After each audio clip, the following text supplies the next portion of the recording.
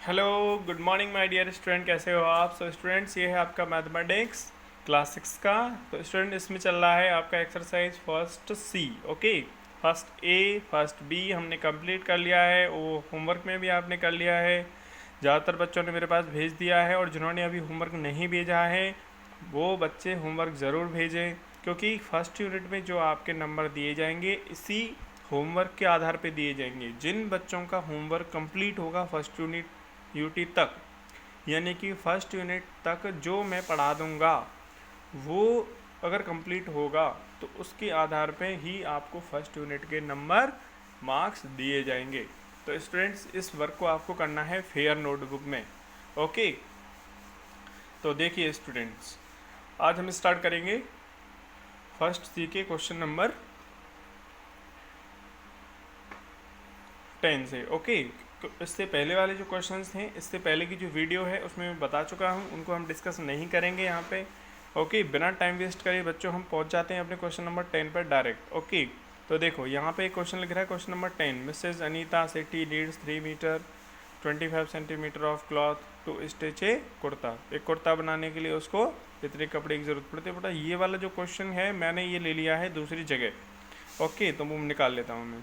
तो देखिए, ये वाला क्वेश्चन मैंने यहाँ ले रखा है, जैसे यहाँ पे जगह है मेरे पास। ठीक है, तो देखिए, Mrs Anita Sethi needs 3 metre 25 centimetre of cloth to stitch a kurta. मतलब क्या है बच्चों इसका? इस लाइन का क्या मतलब है? स्टिच मतलब सिलने के लिए, एक कुर्ता मतलब कुर्ता। तो कुर्ता सिलने के लिए तो मिसेज जो अनीता सेठी हैं, ठीक है, उनको कितने मीटर कपड़े की ज़रूरत पड़ती है बच्चों? 3 मीटर 25 सेंटीमीटर एक कुर्ता सिलने के लिए। समझ में आएगा? एक कुर्ता अगर सिलना है तो कितने मीटर कपड़ा चाहिए? 3 metre 25 centimetre. Okay, and 2 metre 35 centimetre of cloth to stitch a salwar. और एक सलवार सिलने के लिए कितने कपड़ा चाहिए? 2 मीटर 35 सेंटीमीटर। ओके, सलवार के लिए चाहिए। तो बताओ मुझे, कुर्ता सिलने के लिए कितना चाहिए? 3 मीटर 25 सेंटीमीटर। सलवार सिलने के लिए कितना चाहिए? 2 metre 35 centimetre. She bought 50 metres of cloth from the market. तो मार्केट से बच्चों वो टोटल कितना कपड़ा लाई है? 50 मीटर्स। वो मार्केट गई, उसने कितना कितना कपड़ा लिया? 50 मीटर्स। मार्केट से 50 मीटर कपड़ा उसने खरीदा, परचेज किया। Okay, she receives an order to stitch a 4 salwar. तो बच्चों, अब उसके पास ऑर्डर आता है बनाने के लिए 4 सलवार बनाने के लिए और 3 कुर्ता बनाने के लिए, यानी कि उसको 4 सलवार और 3 कुर्ता बना करके जो है देने हैं। Okay, will there be enough cloth. तो हमें ये बताना है कि क्या हमारे पास, यानी हमारे पास क्या मतलब अनीता सिट्ठी के पास इनफ कपड़ा होगा, कम तो नहीं पड़ेगा कि ज़्यादा बैठेगा। तो बच्चों, ये चीज़ निकालने के लिए तो आपको ये देखना पड़ेगा कि 4 सलवार और 3 कुर्ता बनाने के लिए टोटल कितना कपड़ा उसको चाहिए। ठीक है, तो इसको निकालने के लिए बच्चों हम कैसे करेंगे?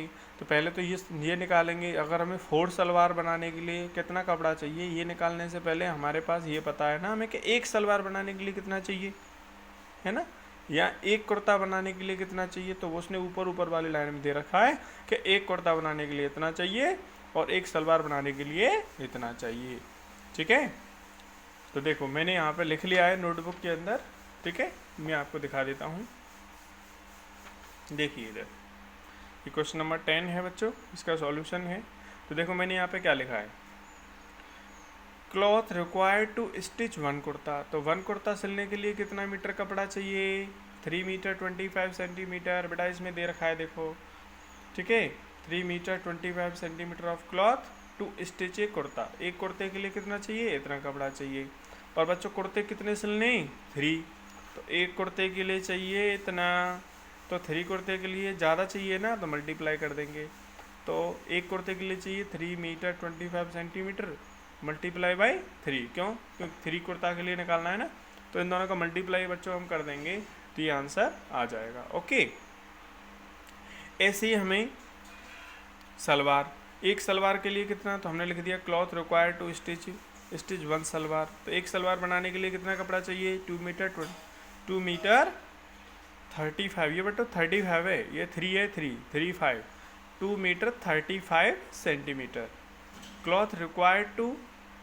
अब यहाँ पे देखो, मैं आगे आपको बता देता हूँ। टू स्टिच, कितनी सलवार सिलनी है बच्चों, 4 सलवार दे रखा है, देखो 4 सलवार, ठीक है। 3 कुर्ता कितने थे, 3, इसलिए 3 का मल्टीप्लाई किया था। 4 सलवार है तो 4 से मल्टीप्लाई करेंगे, स्टिच 4 सलवार। तो बच्चों हम लिखेंगे, देखिए जगह है नहीं बच्चों, मैं इधर कर रहा हूँ, मैं नीचे कर रहा हूँ इसको, ठीक है। देखो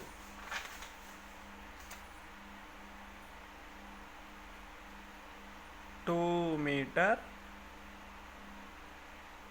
35 सेंटीमीटर मल्टीप्लाई, किससे मल्टीप्लाई करेंगे, 4, ओके। तो करो जरा बेटा, 4 का 5 से मल्टीप्लाई किया, 4 5 जा 20, कैरी 2। 4 का 3 से मल्टीप्लाई किया, 4 3 जा 12 और कैरी वाला 2, कितना हुआ 14 का क्या लग गया 4, ठीक है, कैरी 1, ओके। 4 का 2 से मल्टीप्लाई किया, 4 2 जा 8 और कैरी वाला 1, कितना हो गया 9। तो हम लिखेंगे 9, ये क्या है मीटर, 9 मीटर, और ये क्या है 40 सेंटीमीटर। तो बच्चों हमें इतना कपड़ा चाहिए, किसके लिए, 4 सलवार बनाने के लिए।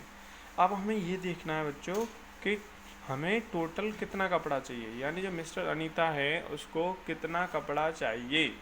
तो टोटल क्लॉथ रिक्वायर्ड, तो कैसे लिखेंगे, देखो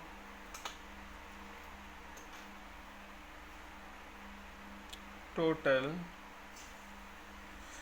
cloth required to stitch 3 kurtas and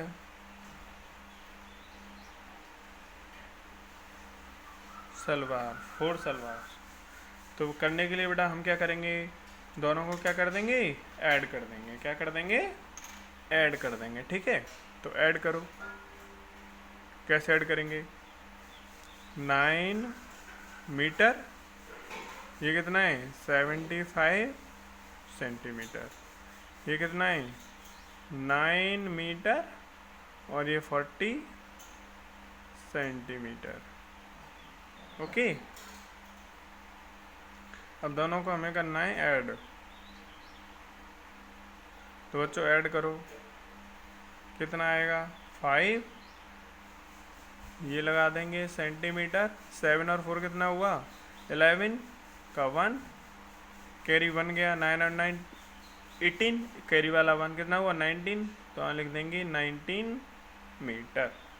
तो बेटा टोटल कितना कपड़ा चाहिए, 19 मीटर 15 सेंटीमीटर, ओके। और उसके पास था कितना एक्चुअल में, अनीता ने कपड़ा जो खरीदा था, Anita Sethi bought total cloth, देखो ये दे रखा, ठीक है, तो bought 50 metre of cloth from market. तो बच्चों टोटल मार्केट से टोटल कितना कपड़ा खरीदा है वो लिख दो, ठीक है। तो total cloth bought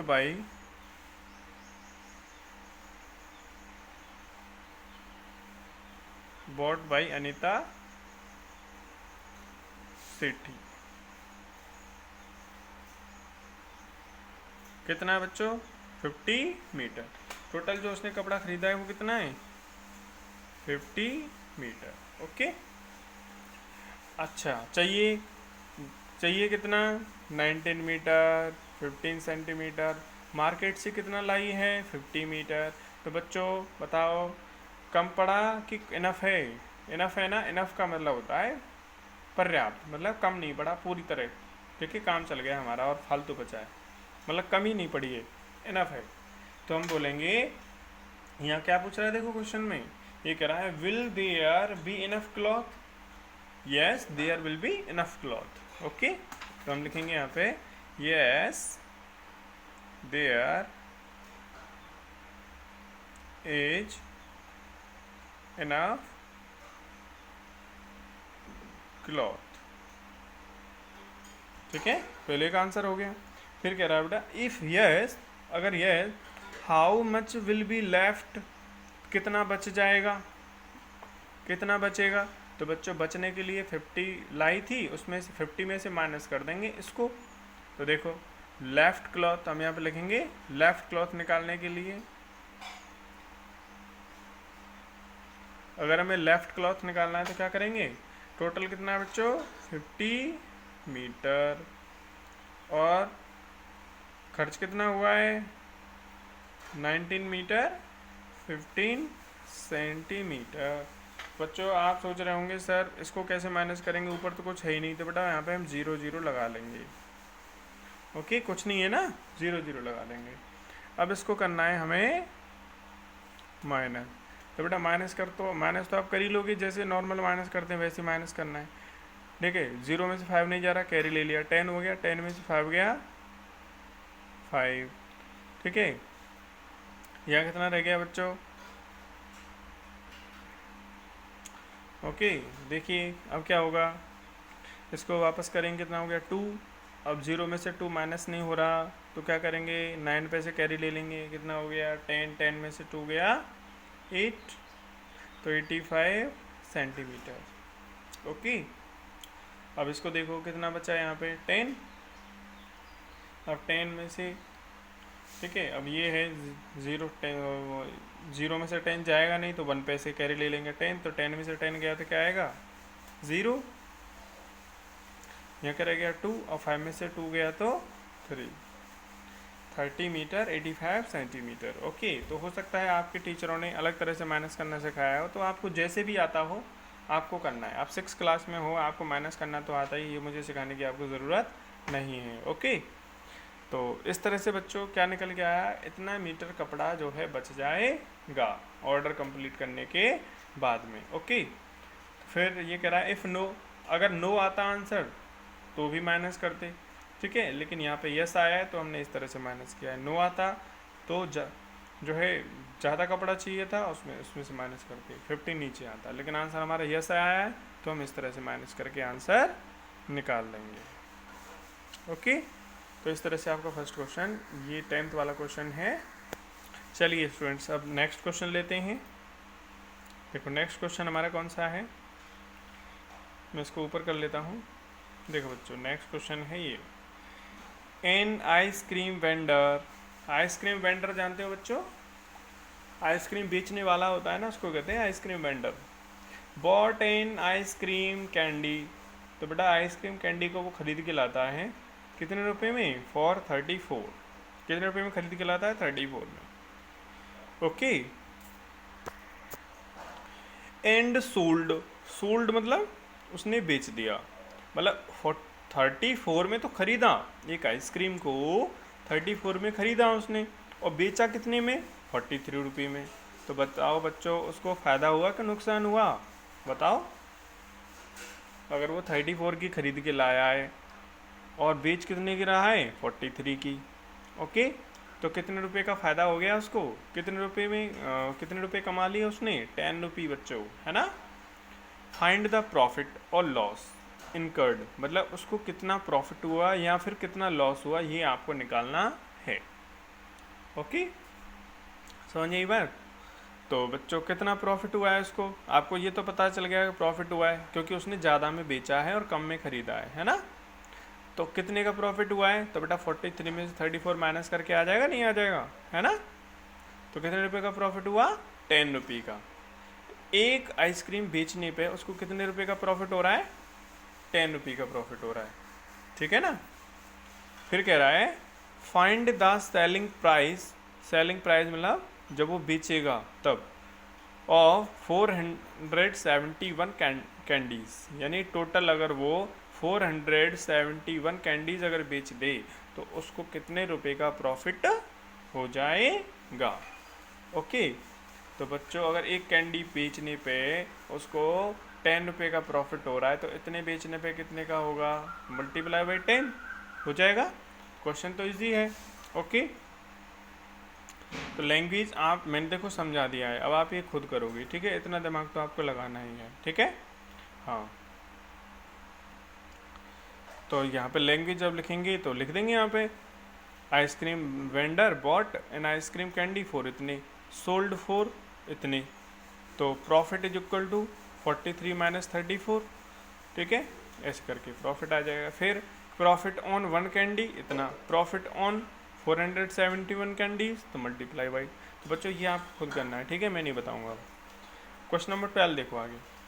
find the sum of the greatest and the smallest 7 digit numbers that can be written using the digits. बच्चों यहाँ पर डिजिट्स दे रखी हैं 5, 9, 1, 4, 0, 3 एंड 8। तो कितने डिजिट हैं, 7 डिजिट हैं। ओके, इन 7 डिजिट से आपको ग्रेटेस्ट नंबर बनाना है, वो मैं आपको पहले बता चुका हूँ। पहली एक्सरसाइज में आपने सीखा है कि डिजिट्स को लेकर के हम डिजिट्स को यूज़ करके कैसे ग्रेटेस्ट नंबर बनाते हैं, पहले सबसे बड़ी डिजिट, फिर उससे छोटी, फिर इस तरह से, ठीक है। स्मॉलेस्ट डिजिट वो भी आपको पता है कैसे बनाते हैं। दोनों नंबरों को निकालने के बाद उनको क्या करना है, सम करना है, यानी कि प्लस करना है। तो बच्चों ये क्वेश्चन भी आप खुद करोगे। ओके, अब देखते हैं question number 13।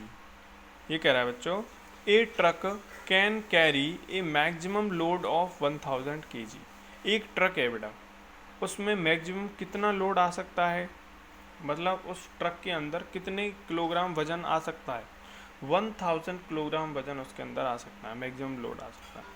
How many cartoons each waiting 3 kilogram 200 ग्राम। अब उस ट्रक के अंदर ट्रक की क्षमता कितनी है कि उसमें 1000 किलोग्राम आ सकता है टोटल। अब उसमें हमने कार्टून रखना स्टार्ट किया। अब एक कार्टून में कितना वजन है बच्चों, कितना वेट है एक कार्टून में, 3 kg 200 ग्राम्स, ठीक है, एक कार्टून में है। तो can be loaded unto the truck. तो उस ट्रक पे ऐसे ऐसे कितने कार्टून रखे जा सकते हैं। तो बच्चों कैसे निकालेंगे इसको, 1000 में टोटल कितनी कैपेसिटी है 1000, एक कार्टून की में कितना वेट है इतना। तो बच्चों हम 1000 को डिवाइड कर देंगे किससे, 3 किलोग्राम 200 ग्राम से। ओके, देखो बच्चों ये क्वेश्चन बहुत अच्छा है, इस क्वेश्चन को मैं ले लेता हूँ उधर। ओके, तो बेटा ये मैंने क्वेश्चन यहाँ पे ले लिया है जिससे आपको ये क्लियरली दिखाई देगा। ओके, तो इस क्वेश्चन को कैसे करना है जरा देखते हैं।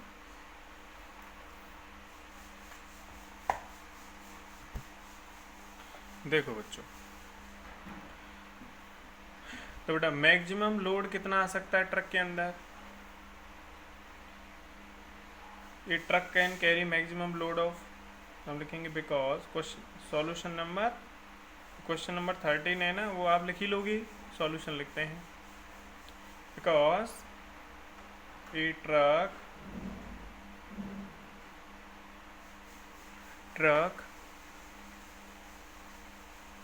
Can carry A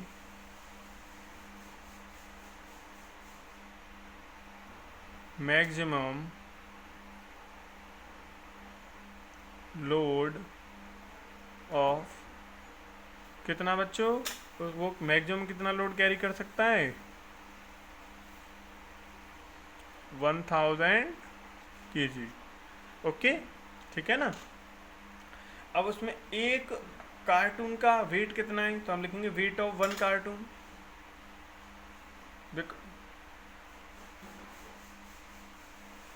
wait of 1 cartoon is equal to, बेटा एक कार्टून का वेट कितना है 3 किलोग्राम 200 ग्राम। ओके, तो बच्चों कैसे करेंगे इस क्वेश्चन को, देखिए। तो इसमें क्या करना है बच्चों, आपको 1000 जो है ना, इसको तो लिखेंगे बेटा ऊपर, ओके। और जो नीचे जो लिख रहा है, देखो ये है ना, ये 3 किलोग्राम 200 ग्राम, तो इसको हम ऐसे लिख सकते हैं ना, 3.200 किलोग्राम, ऐसे लिख सकते हैं, नहीं लिख सकते? तो बस, तो इसमें हम डिवाइड दे देंगे, ठीक है। ट्रक में ज़्यादा से ज़्यादा कितना आ सकता है उसको ऊपर रखेंगे, और एक कार्टून में कितना वजन है वो नीचे रखेंगे, ओके। तो एक कार्टून में कितना है, तो 3.200, ओके। तो बच्चों इसको हमें सॉल्व करना है। तो बच्चों कैसे सॉल्व करेंगे, ये आप 6th क्लास में ही आगे चैप्टर आएगा हमारा डेसिमल वाला, उसमें सीखेंगे। लेकिन अभी मैं आपको थोड़ा सा यहाँ पे हिंट कर रहा हूँ कि कैसे करना है, ओके। तो इसके लिए बच्चों हम क्या करेंगे, देखो 1000 तो लिखेंगे। अब 3.200 ना, पॉइंट के बाद कितने आ रहे हैं, 3 आ रहे हैं ना, तो आप क्या करोगे ऊपर, ठीक है, पॉइंट के बाद 200 कितने आ रहे हैं 3, तो आप बेटा कितने का मल्टीप्लाई कर दोगे ऊपर, 1000 का, ठीक है। अगर 2 आते तो 100 का करते, और 1 आता तो 10 का करते। अब यहाँ पे पॉइंट के बाद कितने आ रहे हैं, 3 अंक आ रहे हैं ना, 1 2 3, तो कितने का मल्टीप्लाई करेंगे, 1000 का। तो उसको हम ऐसे करके लिख देंगे। और नीचे क्या है बच्चों, ये पॉइंट, अब ये जैसे पॉइंट लग रहा है तो पॉइंट अब हटा देंगे यहाँ से। देखो मैंने कोई पॉइंट नहीं लगाया है, क्योंकि ये पॉइंट हटा करके ही 1000 लगाए, ऊपर पॉइंट नहीं लगाएंगे। अब ऐसे करके हो गया। अब क्या करना है बच्चों आपको, ये जो 0 है ना, देखो ऊपर भी 0 नीचे भी 0, और बीच में क्या लग रहा है, मल्टीप्लाई। तो हम इस 0 को इस 0 से काट सकते हैं, इस 0 को इस 0 से काट सकते हैं। पीछे अगर 0 दे रखी हैं ऊपर, अब देखो इसमें भी 0 दे रखी है पीछे और इसमें भी दे रखी है, तो मैंने 2 0 को उड़ा दिया है, मतलब काट दिया है। अब बचा क्या मेरे पास, देखो क्या बच गया मेरे पास बचा बच्चों 1000 इंटू 10, यहाँ से बचा, नीचे क्या बचा 32। तो बच्चों अब इसको ज़रा मल्टीप्लाई करके लिखो कितना आ रहा है, ऊपर कितना है बच्चों, अगर 1000 है, इसमें 10 का और मल्टीप्लाई करेंगे तो एक और 0 लग जाएगा, नहीं लग जाएगा, और नीचे क्या आ जाएगा 32, ओके। अब आपको क्या करना है, ये आपको डिवाइड दे देना है। 10,000 में आपको 32 का डिवाइड दे देना है, ठीक है। 2 डिवाइड कितनी बार जाएगा बेटा, 32 का अगर 10 में तो जाएगा नहीं, 100 में देना पड़ेगा। अब 100 में 2 कितनी बार जाएगा, 3 बार जाएगा ना, 3 बार जाएगा। तो 3 2 जा 6 और 3 3 जा 9। बेटा माइनस करो, 10 में से 6 गया 4, और कैरी वापस करना पड़ेगा, 10 हो जाएगा, फिर ये 0 आएगा, इधर 4 ही बचा। अब ये 0 कहाँ जाएगा, यहाँ पे आ जाएगा। 32 का 40 में 2 कितनी बार गया, 1 बार, कितना बचा बच्चों 8 बचेगा। ये 0 कहाँ जाएगा, फिर यहाँ आ जाएगा। 32 का 2 कितनी बार गया, 3 बार गया, ठीक है।